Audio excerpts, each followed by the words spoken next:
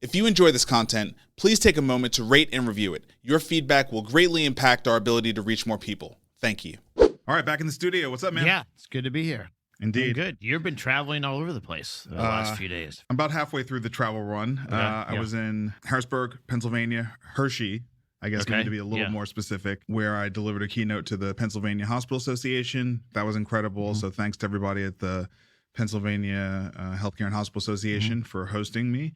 And then left right out of there and went to Durham, North Carolina for North Carolina's Primary Care Association annual meeting. And that was great. So that was yesterday morning. A little before now, yesterday, I delivered that keynote, and that went well also. Great groups. You know, it's good to be on the ground with the people who are actually delivering care in the country and are grappling with the impacts of the looming impacts of HR1, right? I mean, like that's kind of the thing that... Yeah, I mean, they're trying to care for patients, and we ought to be supporting them as a society. Yeah. But it's tough, right? Because we spend a lot of money, too. We spend a lot of money, and we have this growing debt, right? So that's, I mean, a lot of my keynote's kind of about the tension there. Right. But yeah, no, look, it's been a busy week, and then I get on a plane on Sunday morning, head off to Healthcare Finance Management Association's annual conference, which is 4 days. I get installed as the chair-elect, which will be fun. But probably the best thing is that I get to introduce Emmett Smith on Wednesday for his keynote. So that'll be fun. Yeah. So that's my travel story. Yeah. That's my travel story. How about you? Last night you were at a dinner with Tim Draper, right? Yeah. Tim Draper and his production crew were in town to record one of their shows this morning. And so I couldn't do that, but I went to the dinner last night, which was great. Yeah. Vanderbilt was represented, Anders was there. Oh, nice. And, nice. There's several people in town. It's good to sort of catch up with everyone and hear what they're doing on the West Coast. Yeah. Not a lot of new things, but great just to connect. I got to sit next to Tim, which was great, just by chance. Yeah. So there were probably 19 people from local Middle Tennessee, and then 4 from Tim's office.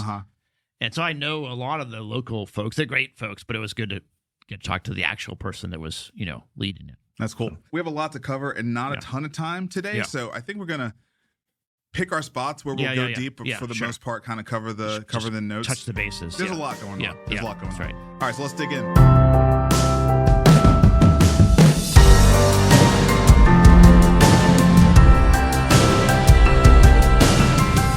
Start with the economy. U.S. job openings increased while hiring fell in April. Available positions increased to 7.6 million in April from 6.9 million in March, while the hiring rate worsened from 3.2 to 3.5%. This feels a little more like what I've been expecting this year. Yeah, I mean, there were more jobs, but I don't know how many jobs are sort of trying to learn about the market and getting information and how we're actually hiring. So the hiring rate went down, even though there are more jobs. Yeah, I mean, I think it was a lukewarm report. Nothing wrong with it, but not very good either. Yep, agree. The jobless claims rose last week. Continuing claims was 1.78 million in the week through May 23rd. Again, this is more of what I'm expecting. Right.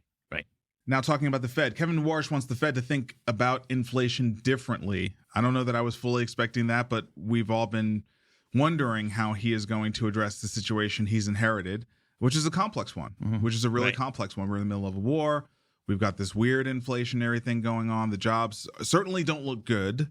And there's a lot of sort of concern about that. And then there's all the concerns about the market. Are we in this bubble, and is this bubble going to pop? So that's not a great environment to be thinking about dropping rates, certainly. What's Warsh's perspective here, Vic? Yeah, so he doesn't think CPI is the right gauge of inflation.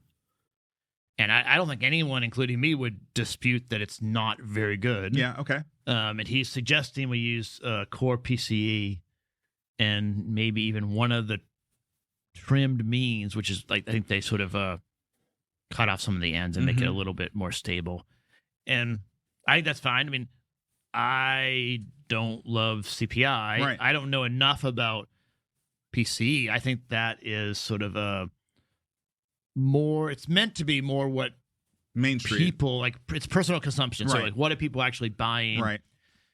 Which is sort of what the CPI also is, but it's a newer one. Yeah. So I think it's interesting to sort of track this. He's definitely going to try to put his own stamp on the Fed And this is a way to do that, to sort of move to a different standard. I think this is actually quite a big move. Emily was the first person to ever sort of point out to me that that PCE is a different take on inflation and really should be considered more than it is, and CPI gets too much, airtime. So I think we should really track this, because it might be interesting to look historically and see what the implications of tracking PCE versus CPI would have meant in times where the Fed really did, take some drastic action. So, is it radically different, or is it just like incrementally different? You know what I mean? Yeah, I think that's right. And we can get into more when we have more time. Yeah.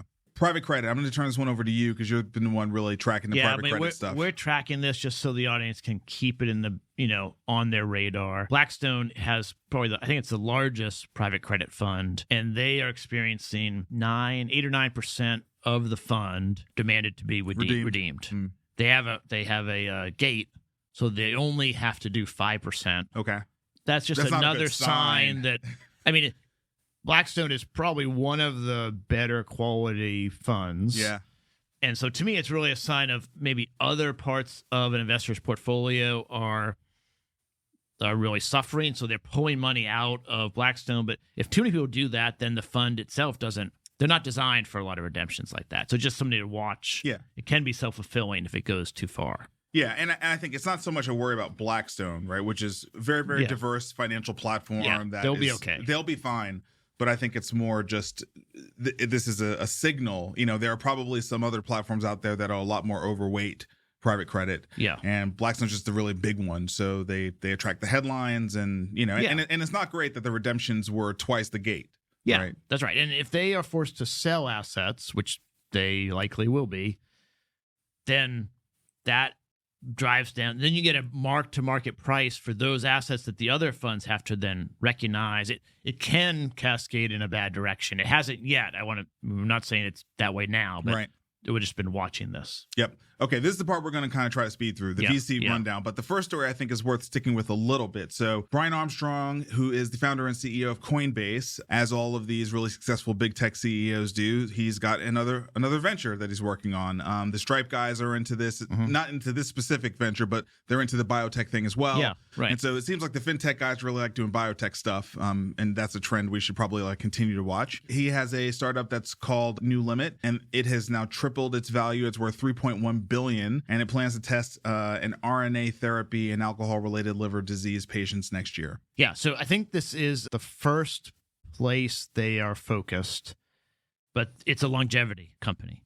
And so their view is that the liver has a really important role in health maintenance, and that you see it most clearly in alcohol-related liver disease, but that everyone has, if you had a healthier liver, you would be healthier and live longer. Right. And all of these wealthy CEOs want to live forever. That's what this is about. Yep.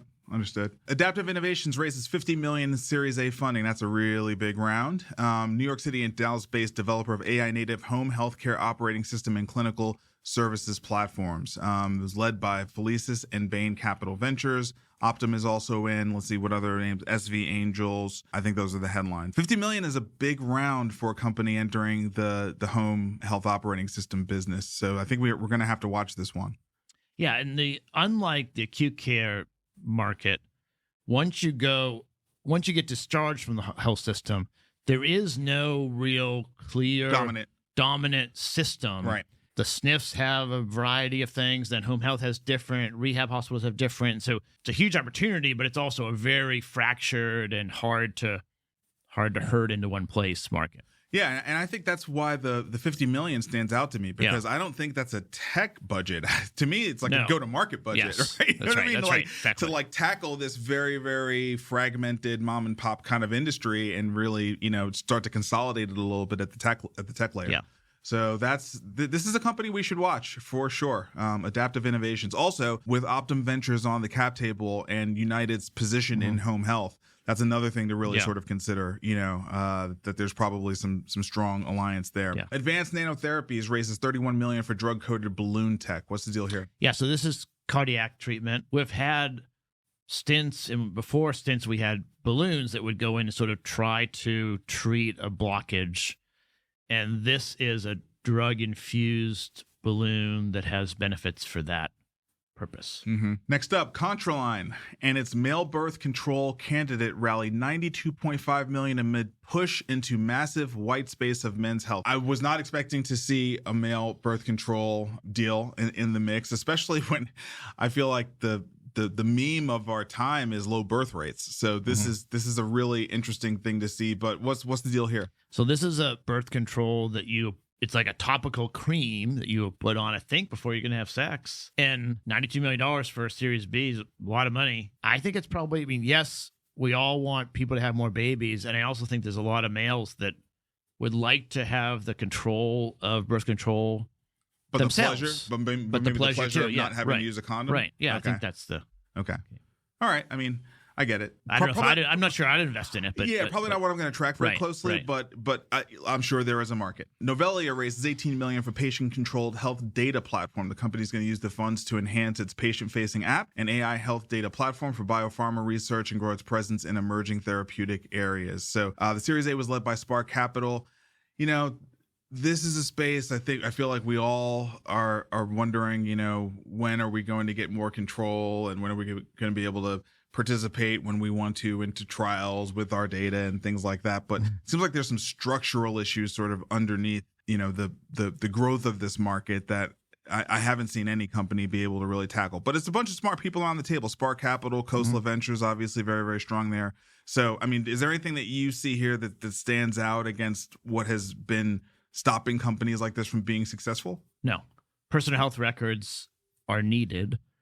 And right now we don't have a business model to really support them.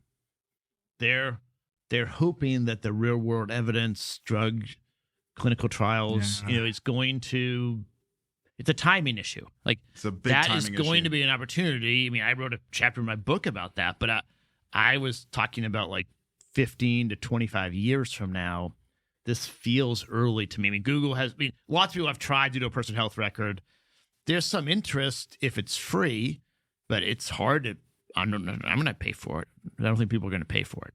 Yeah, and also your record is still split up with all the different providers. It's like that part of it is still the issue for me. It's like I've got Apple Health. I've had Apple Health for years, and I still don't feel like I've got a fully integrated picture of my health. So I'm just curious, like, how are you going to get so I went through that brain damage of going to the health system and downloading my data and then uploading it to a system I control. And it's pretty painful and hard. It's hard. That's the part I'm talking about. It's like there's no blue button. We don't have that. Right. Yes. So, okay. That to me feels like the challenge here. Ilant Health secures $15 million to expand value-based precision obesity management. $15 million Series A round led by Cornucopian Capital, elevating its total funding footprint to $22 million. Former McKinsey and Molina healthcare executive is leading this company. Yeah, so this is a value-based care approach to obesity management, which I think is interesting. It's pretty hard to unwind obesity from other cost centers. And so I'm not sure how the value-based care thing fits in, but it's interesting. And focusing on obesity as a disease is it's new. emerging. Yeah, it's emerging. Right. It's got some tailwinds to it, but I agree. It's not a clear and present opportunity. Yeah. Okay, into policy. It's unanimous. SCOTUS agrees with Hikma in skinny label case versus Amarin. I have no idea what's going on here. Yeah, Educate so me. drugs that have intellectual property and under patent are then given maybe it's 20 years, a long 25 years is a period of time. And it takes several years to get through the clinical trials process. And so for a long time, when it comes off patent, often the company will add, it's an IP portfolio. So they'll add a new indication or a new thing that it does to try to get more time. That's been going on forever. Yeah, that's not new. And the FDA has for a long time said we will kind of carve out the original use case for the drug that now is off patent. But the skinny label means like docs can only be marketed to for that use. Okay. And whoever sued the generic, they were upset that some of their marketing was talking about the more general, I think it's a cardiac care thing. So talking about like for cardiovascular care, consider our generic was side of the marketing. Yeah. And then they were talking about side effects that could happen, which just happened to match with what the sort of the differentiated thing was. And so they got sued. And the lower courts supported the proprietary company, but the Supreme Court has knocked that down 9-0. And they basically were saying that there wasn't enough evidence. There was no clear evidence that they were marketing outside of their label. They didn't violate what they're allowed to do from the FDA. Right. And the fact that this other company was frustrated about it did not rise to the level that mattered, which I think is healthy and good. I mean, you have a period of time and you still can try to do your follow-on things, but you can't prevent other people from marketing their generic. Yeah. I mean, I guess guess this is a win for those who don't want more preventionism, right? Yeah, that's right. And generics should have a chance to market for the benefit of the market. Yes, right. Yeah. Okay, that's good. And also, it's kind of nice to see the Supreme Court actually be unanimous on something. Yeah, right. Massachusetts sues UnitedHealthcare for alleged Medicaid fraud. The state claims UnitedHealthcare inflated the sickness of seniors enrolled in mass health managed care plans to reap at least $100 million in improper payments. We have covered this story a year and a half ago. It's not new. The only thing new is that Massachusetts, I think, needs money, and they're trying to get money from UHG. I mean, is there a case maybe if you squint and kind of, but they've already been taking a task on this from the federal government.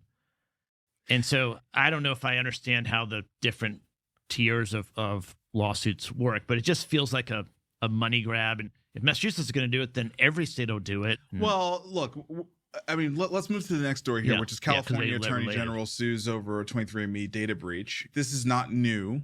This data breach happened over a year ago, right? Oh, at least. I was going to say 5 years. No, it hasn't been that long. But I mean, it happened since we've been recording the show. But I guess it feels to me like the bigger thing is I think there used to be a time where we did not feel that these state cases had some level of political motivation. And I'm not actually saying that either of these do.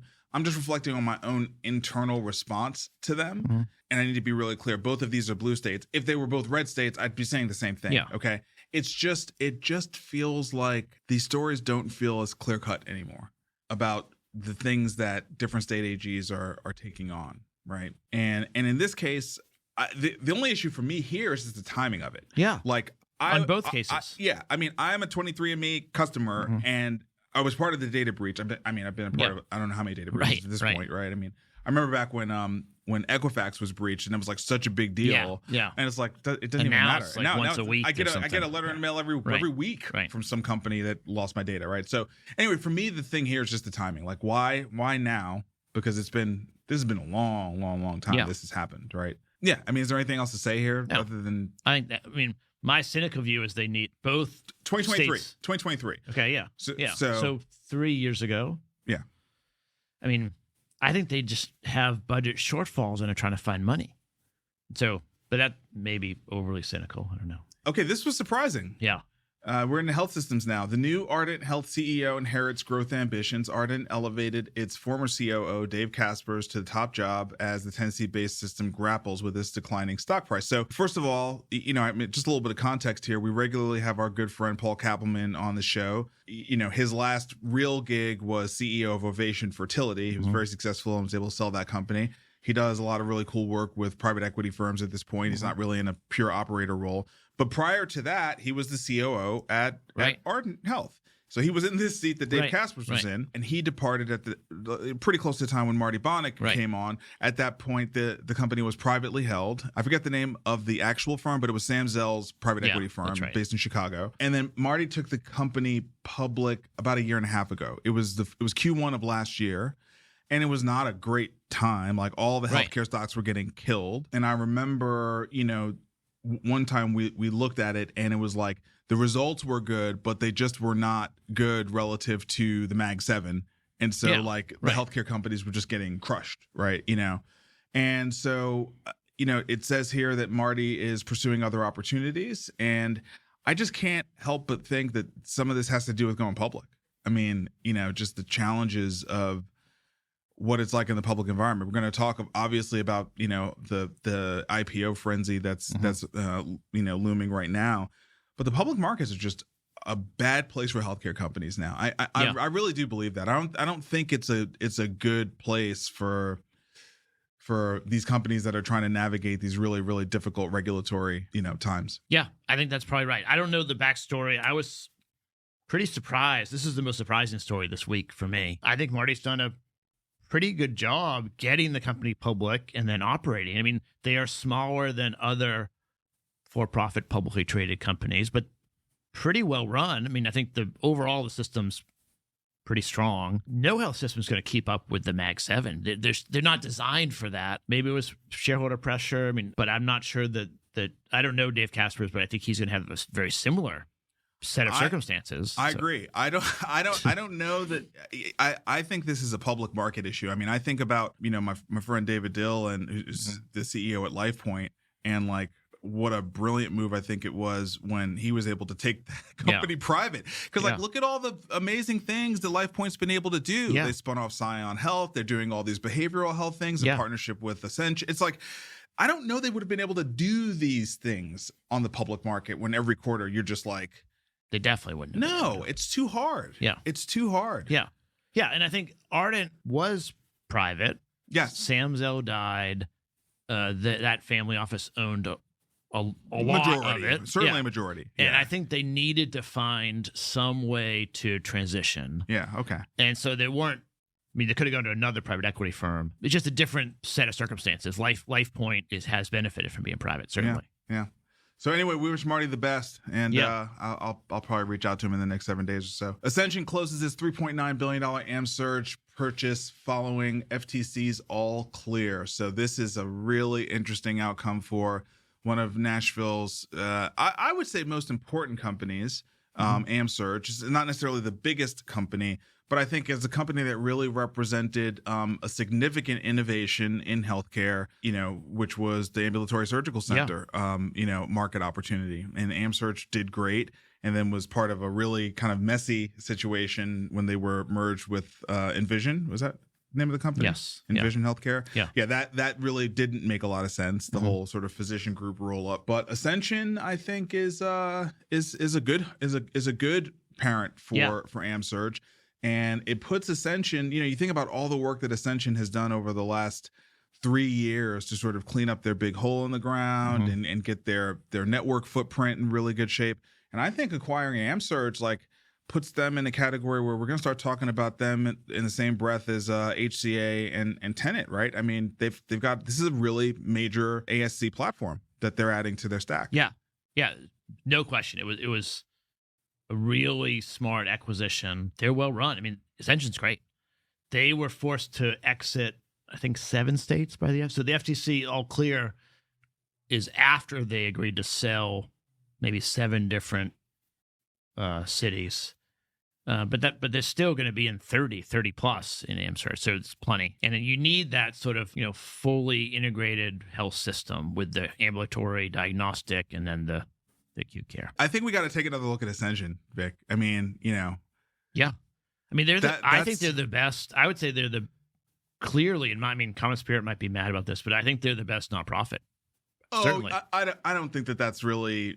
You think that's fair? No. I don't think that's like a debatable thing. Okay. Yeah. I think Common Spirit has done a very good job because I think they have a more difficult payer mix than Ascension does. But I think they've done a very good job. But I think when you look at the moves that Ascension has made network wise, and now this acquisition, I mean, they're really getting their overall platform into a very tight position, I think. So congrats to them on the progress here. Okay, WellSpan Health strikes strategic partnership with Philips to deploy and co-develop new healthcare tech. So kind of an interesting thing. I was in Pennsylvania, and the CEO of WellSpan is Roxana Gapster, and she's the chair of the Pennsylvania Healthcare and Hospital Association, and she introduced me. Oh, really? Yeah. Just this week? Yeah. Okay. Yeah. She's in here. She has a quote in here. So she's quoted here, and it says that they've expanded their partnership with General Catalyst to test out and scale artificial intelligence tools. So what's really interesting is that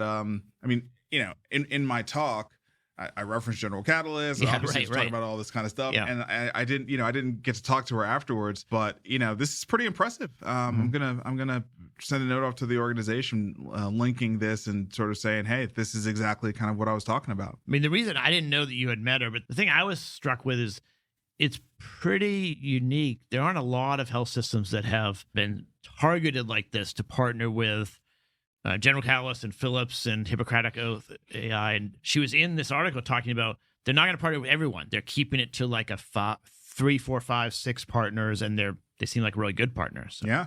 Yeah. It's awesome. Radiation device placed in brain cuts tumor recurrence and boosts survival. A postage stamp size implant eliminates a dangerous waiting period that has long worsened outcomes for cancer patients. So is this Health in Us? Yeah, this is Health in Us. Okay.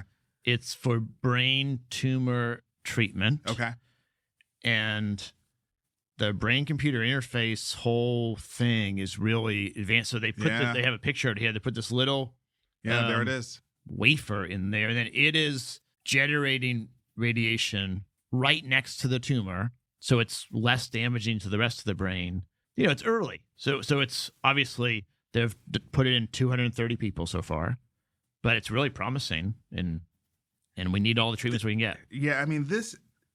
So it's like we have all these issues that are happening, from I don't know any other way to say it. Just the finances of healthcare as they are currently designed do not work. Okay. But what is really fun about this show is seeing how science is just totally going to, in true Clay Christensen style, it itself is going to disrupt the value network. Like, even if the market doesn't change, like, we're going to have some things that are going to eliminate service lines as we currently understand them, from a science perspective. That's amazing.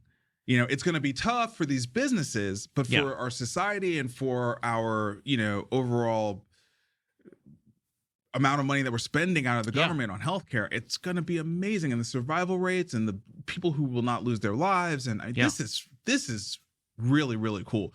Like, I'm a little freaked out by Neuralink stuff, but this kind of brain implantable, I'm like all day, 100% think is fantastic.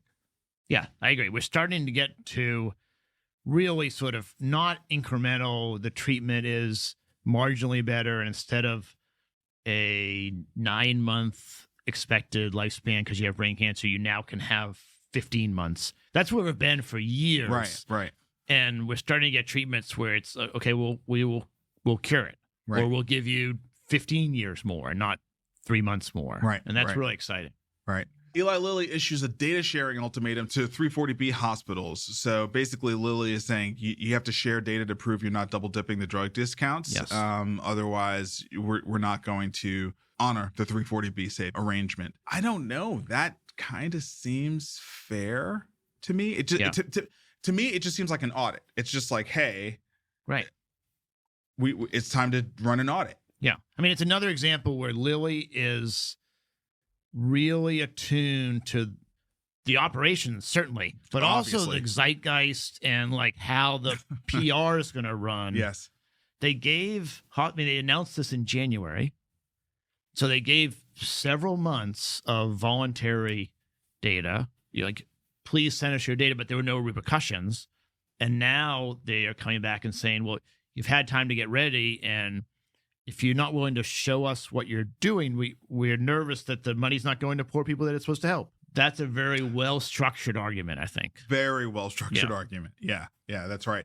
I mean, one of the most difficult things, and I think it is really unfair in most cases, but one of the most difficult things is that I think it is fair to say that while maybe it hasn't been lost entirely, there has been significant diminishing of the high moral ground of hospitals around the country. Yeah. I don't think it's all fair. I don't think it's all warranted. I think a lot of the distrust started during COVID, and that was very unfair to the one group of frontline workers that was actually risking their lives and their families' lives. Like they're going out, like we're all home quarantining. They're like out in the middle of this stuff. But your point is right. In the zeitgeist, like no one feels sorry. I shouldn't say no one.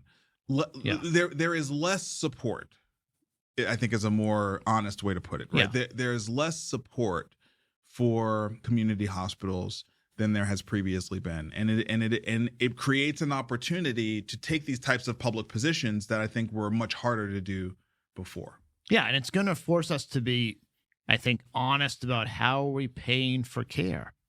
Like, there's been, state-directed payments, supplemental payments, 340B, just to name three off the top of my head, ways to, how can we get more money to health systems because they're doing work that we want them to do, but we're not reimbursing at the right level for ED, for burn unit, for a bunch of things that are very expensive, life flight, but that we want to have as a society, and we've sort of hidden the true cost, and it's not the health system's fault.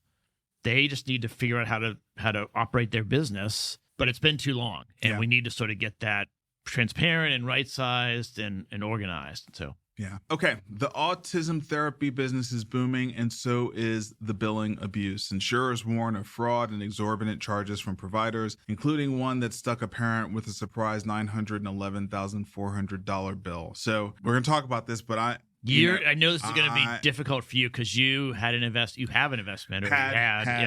No, we shut the company down. I think this is a really, really, really difficult space. I think it's a really tricky space.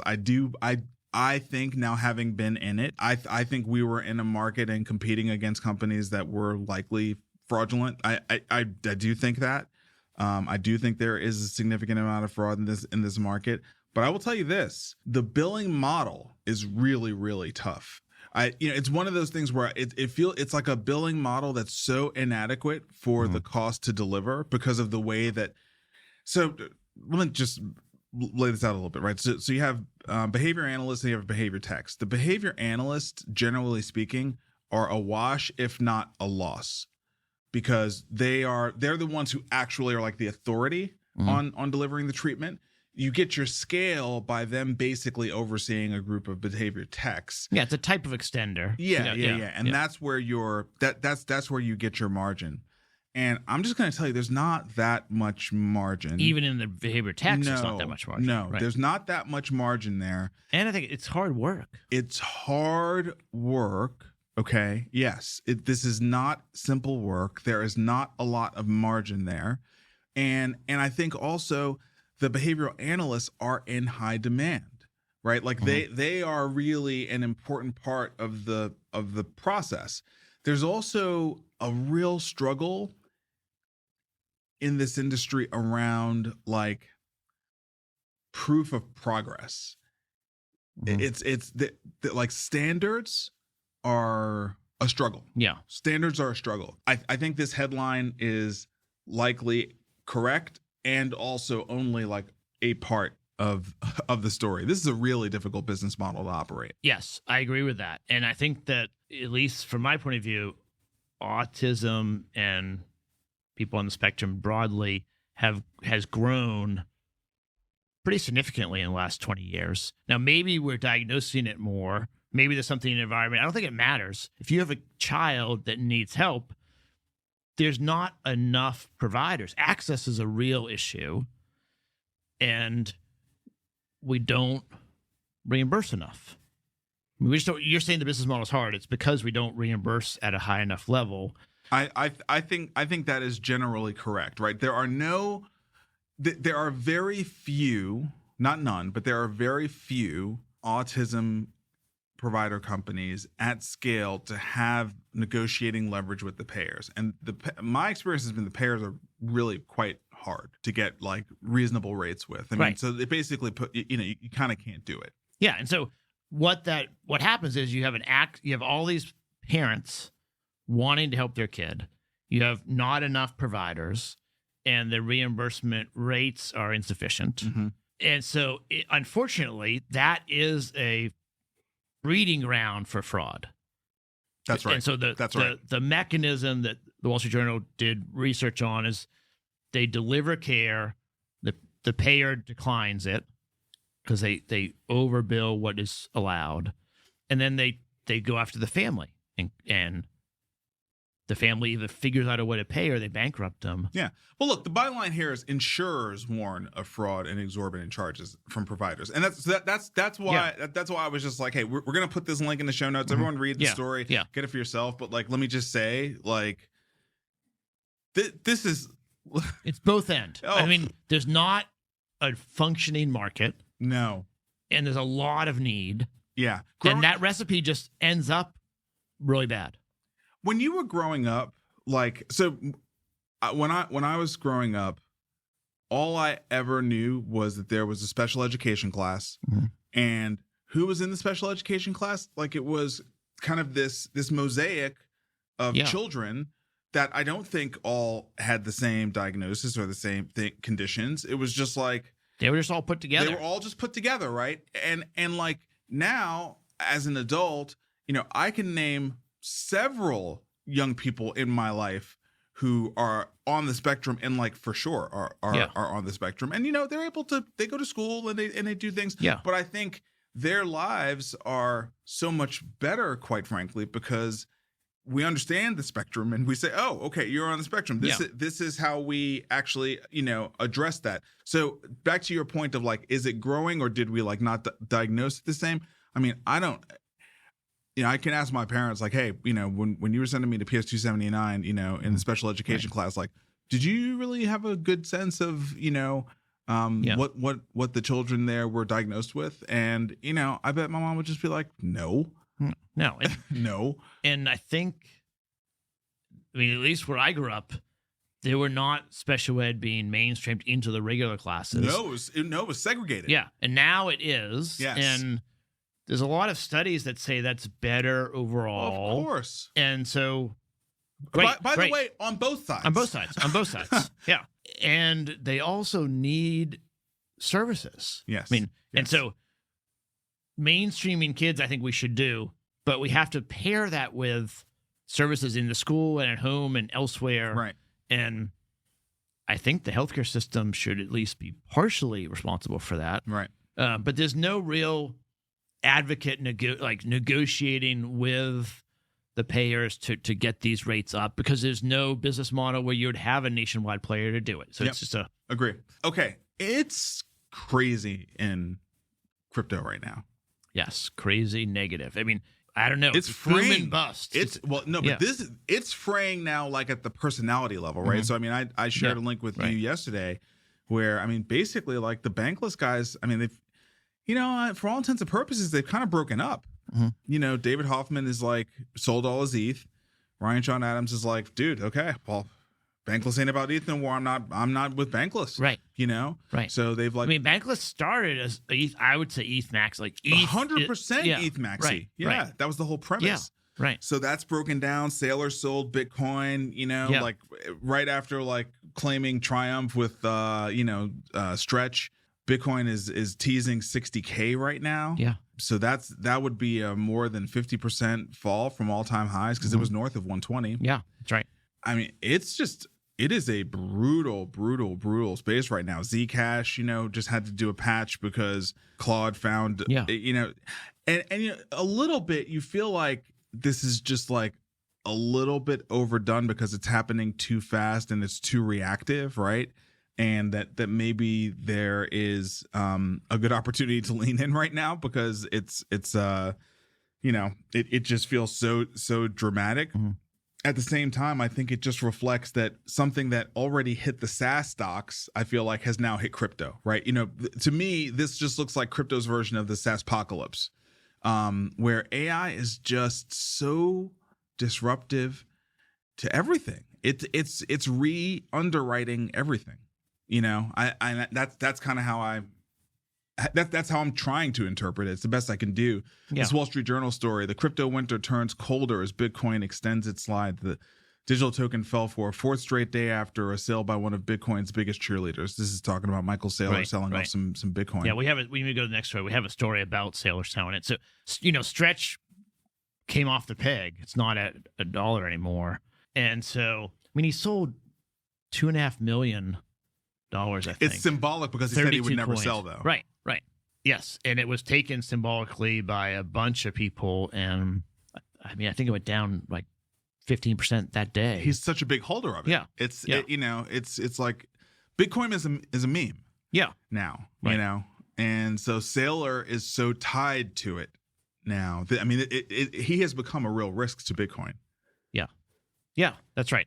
And I think that, I'm still a believer, but it's not for the faint of heart. Crypto's always been that way.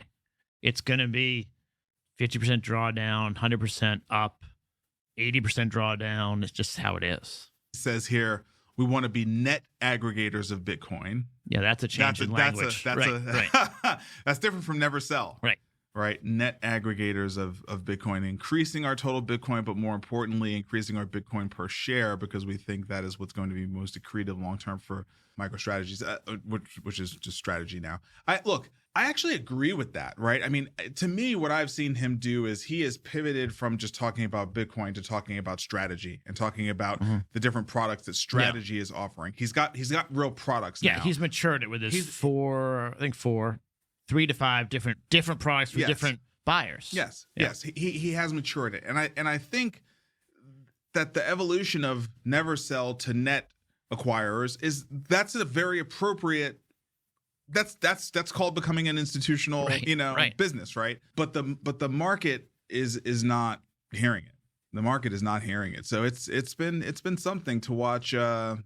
To watch this all go down, and ETH is ETH's getting killed, Solana's getting killed. The only thing that's really doing well is Hyperliquid. That's the only one. Everything is really getting beat up right now. So we'll have to kind of keep watching this, and then also Jamie Dimon's made some headlines here recently for going off on Brian Armstrong. Oh, I didn't see that. Oh, really? This is a different story. What did he say about Brian Armstrong? Oh, he said he was full of shit. That's not surprising. Yeah, but he basically said, like, we may lose, but we, meaning the ABA, American Banking Association, we're fighting.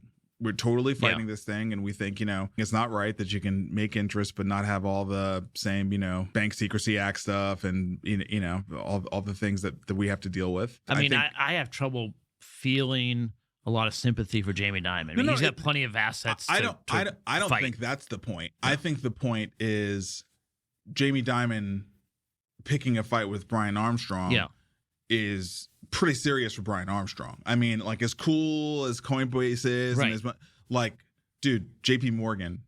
Yeah. Their scale is. That's just the whole. Right. Yeah. So you just on one hand, you can kind of pat yourself in the back and be like, man, I got Jamie Dimon's attention, but it's like, be careful what you ask for. Yeah. Right.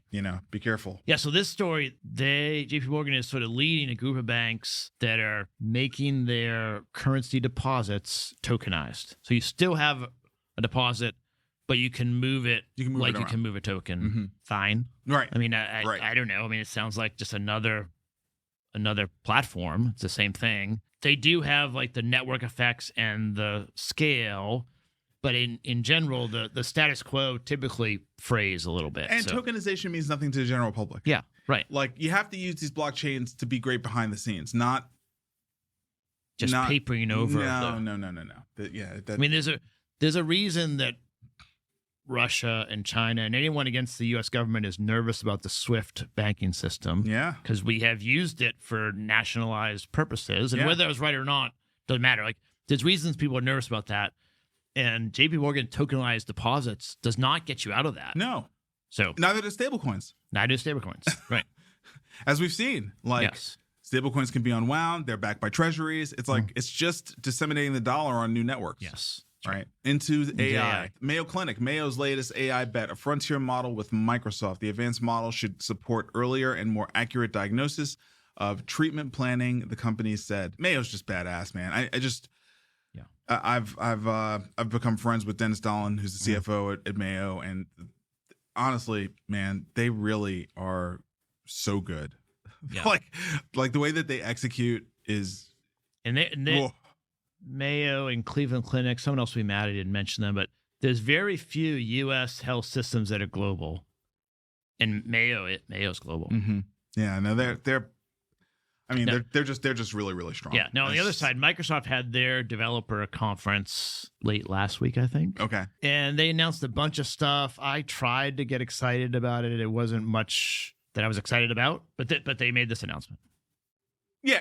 Look, here's my thing.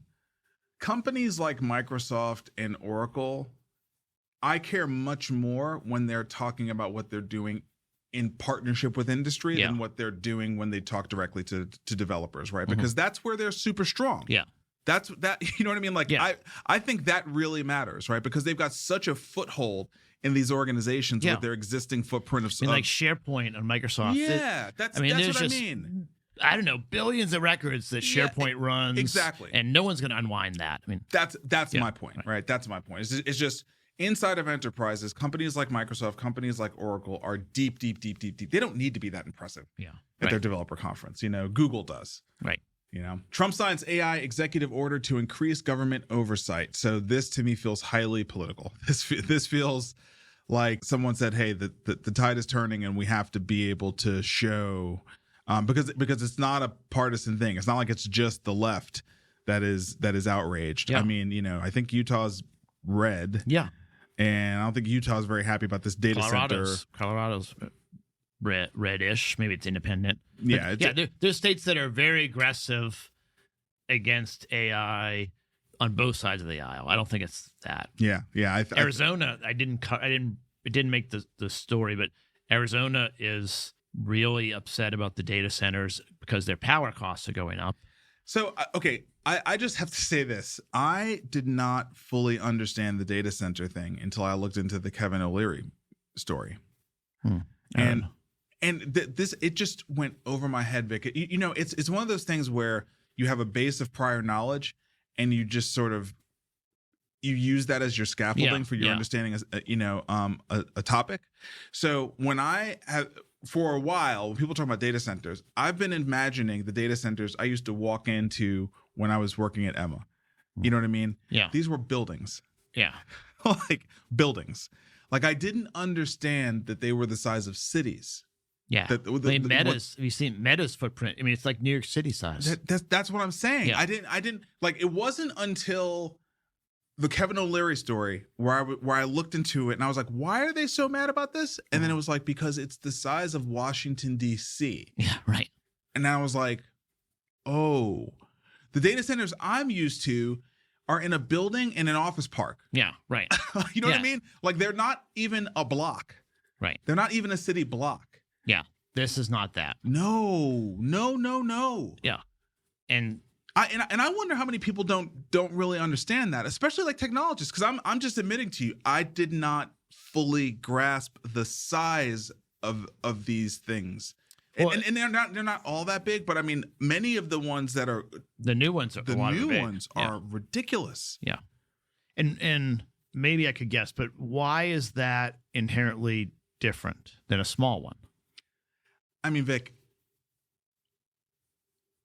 I just can't wrap my head around the use of resources for a data center taking up the footprint of something 2.5 times Manhattan. Like, you know what I'm saying? Like 2.5 times Manhattan. Can you walk across Manhattan in a day? I mean, actually, a friend of mine tried to do that. It took her 9 hours. Okay. She did it, but it was 9 hours. Okay, so this is what I'm. Yeah. That's my point. Like something that would take you 9 hours times 2.5. So if you stayed up all night, you could walk from one end of Kevin O'Leary's data center to the other. Yeah. What kind of resources is it going to like you know when we used to say, oh, it's not true about the water. I'm like, actually at that size, I'm like no. I'm not going to just take the idea that somehow it's recycling the water and it's all perfect. Like that's freaking huge, man. Yeah. That's huge. Yeah, that's right. And so in Arizona, the public utility raised rates on what they call large customers, which is all the data centers, by 45% for next year. But they also raised everyone's rate by maybe 12% or something. And both sides are super mad. They kind of, decided to make everyone mad. They probably should have just charged 60% to the big guys and made no things to the public. Yeah. But yeah, it's and we didn't cover it, but Senator Sanders is out talking about 50%. The U.S. government should own 50% of all AI companies. And this drumbeat of like, it's unfair, the people need these are taking too many resources, combined with the Mag 7 going to the moon and Elon, going to go live in space, those things are going to clash. Oh, I mean they're already clashing. 100%. And honestly, like they really should. I mean, it's just out of line now. It's too much. It's too much, right? And one of the things that is really sad to me about it is, over on that desk right there, there's 2 NVIDIA DGX Sparks, right? My problem is I'm so time poor. Yeah, I can't like sit down to configure them. But there is a story to be told about decentralizing this stuff. You know, like there's a story to be told about an AI in every house. Yes. And you don't need to centralize this stuff. The only real reason you would need to centralize it is for the benefit of a single corporation. It does not somehow inherently benefit humanity more to create all these data centers at this scale. That is a corporate ambition. That's not a humanitarian ambition. Yeah. And we're missing the opportunity to tell the story about the opportunity because of all the all the data center shit. Yeah. I think that's really unfortunate. It's like we've got these incredible models that everyone could be running for free, and not for free, but like for the price of whatever electricity you want to spend in your home. Yes, I think that's going to be the change after the midterms, but before the next presidential cycle. I think is that my opinion is that the open source models will be more than I need. And it used to be that the open source models were all Chinese, but now with Gemma 4, now we have a very legitimate, U.S. born open weight model that you can privately and sovereignly run safely, legally, without any worry that's getting leaked over to the CCP, in your living room. Yeah, that's right. Like that's awesome. You could run it on your laptop and take it with you, wherever you go. Yeah, we're missing the opportunity to tell that story, because of these stupid, data centers the size of the Capitol. Yeah, I mean, I'm not opposed to large data centers, and I think that it's not realistic to think that people are going to be able to run. I mean, you can, but not everyone can run a server in their basement. No, they don't have the technical ability, but it's much easier. Like I'm on Google Cloud. It's easier just to outsource it. Let me just say this. There is no threat of one being run in your backyard right now. Like, so you have not truly internalized what would happen if you had the hum of a data center. Like, so it's actually not, like, I understand when you say you're not worried about it, but that's not the bar, right? I think what I'm trying to communicate is that I was struggling to understand how they could be like such an environmental hazard. Mm-hmm. And once I got the scale of it, all of a sudden I was like, this has to be reinterrogated. And the fact that we're just moving so fast and saying it's not a problem when they are of that scale, like, to me, that's just not intellectually honest. That's just you're just saying, okay, I just somehow trust that that's fine. A data center that used to live in a building that now is the size of a city, it's unprecedented. We've never used land at that scale for that kind of thing. Yeah, it's unprecedented. So I just think we should slow down a second. Yeah, and be like, what is the implication of doing that?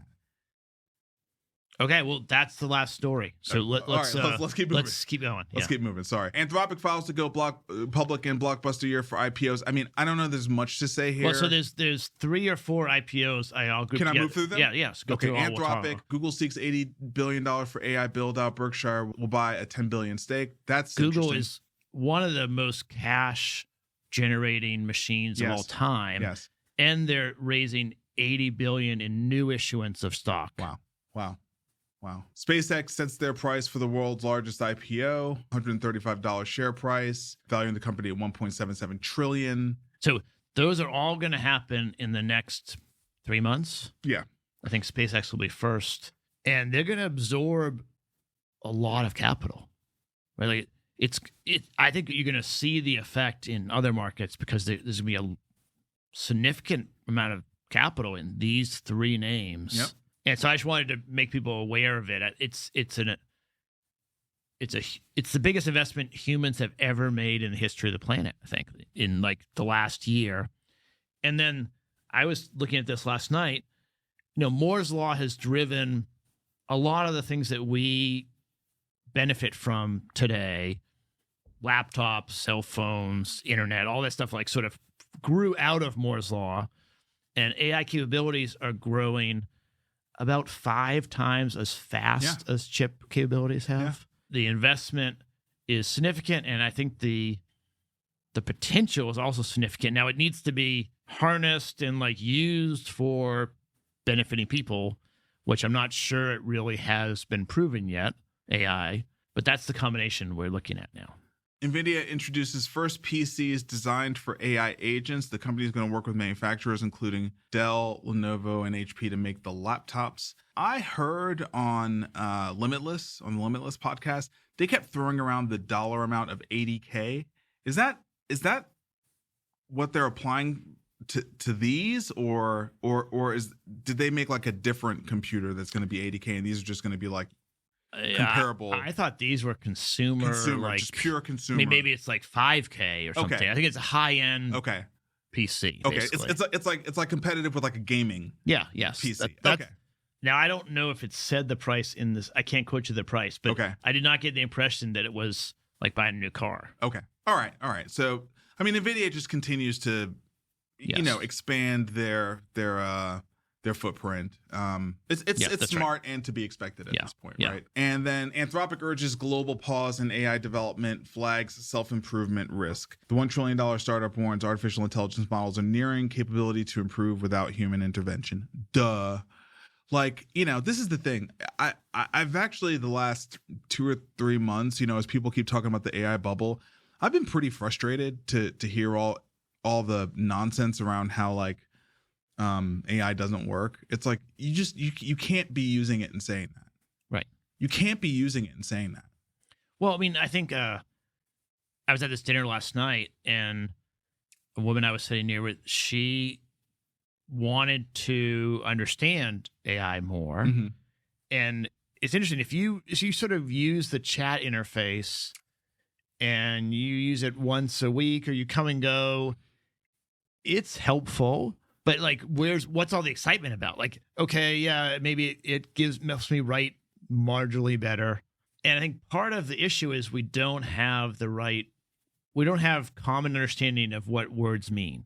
Like when I say I'm using an agent, anyone in the audience could take that to mean 100 different things, all of which would be fairly... As they should, because we don't have a hard answer for that. So, of course, AI models are now able to improve themselves. Anthropic has been doing that already. So the fact that they're saying they're nearing that capability is ridiculous. Yes, they already are doing it. I agree with that. Yes. And then it just strikes me as so ludicrous that they file to go public. No, dude. And they have a new model release. They're one of the 2 best models in the world, with OpenAI competing with them. Yeah. And now that they've established the thing and they're about to go public and they've got their position set, they want to freeze everything else. Like, okay, the leader always wants to freeze all new changes. That's not surprising. That's called regulatory capture. And it just makes them not credible with this risk yelling.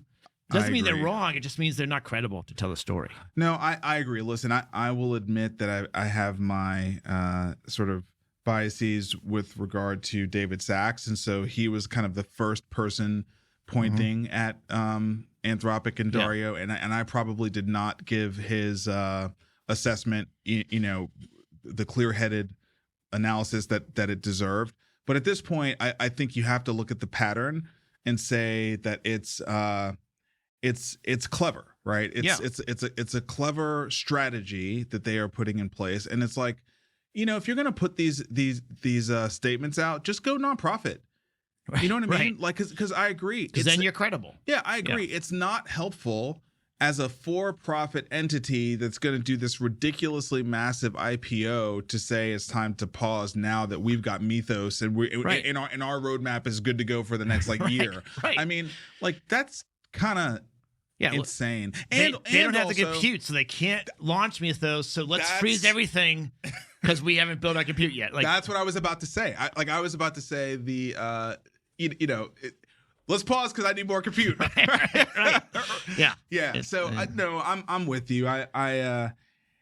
It's disappointing for sure. But it is clever. I mean, back to your point about the data centers and kind of Lilly, Anthropic they spend a lot of time lobbying and understanding how the zeitgeist is and leveraging it to their advantage. 100%. And it's not that there's no kernel of truth. There is. There is. But they're not the right person to carry it. And I think they're succeeding.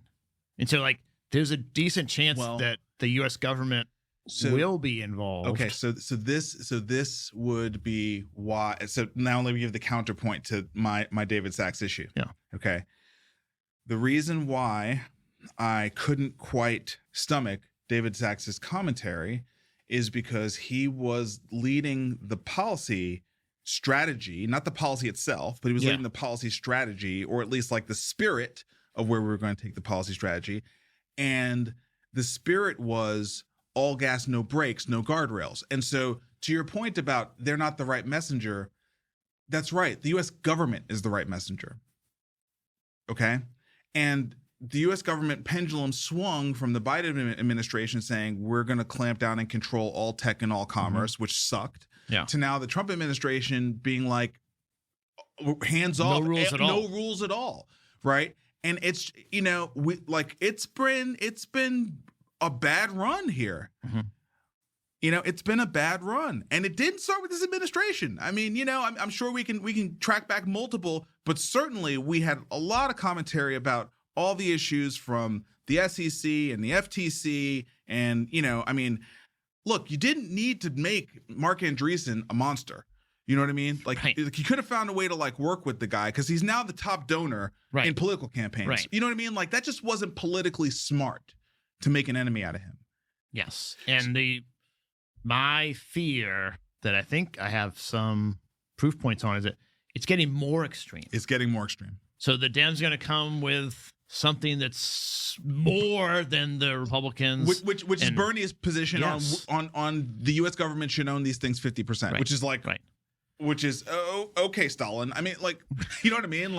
That's ridiculous. We know that doesn't work. No, I mean that just no, and he knows it doesn't work. It's just, but it's politically popular. Yes. So I don't know. It's okay. I'm late for a call. Yeah. So that's the rundown for today. We'll be remote next week, but thanks for putting the show together. Yeah.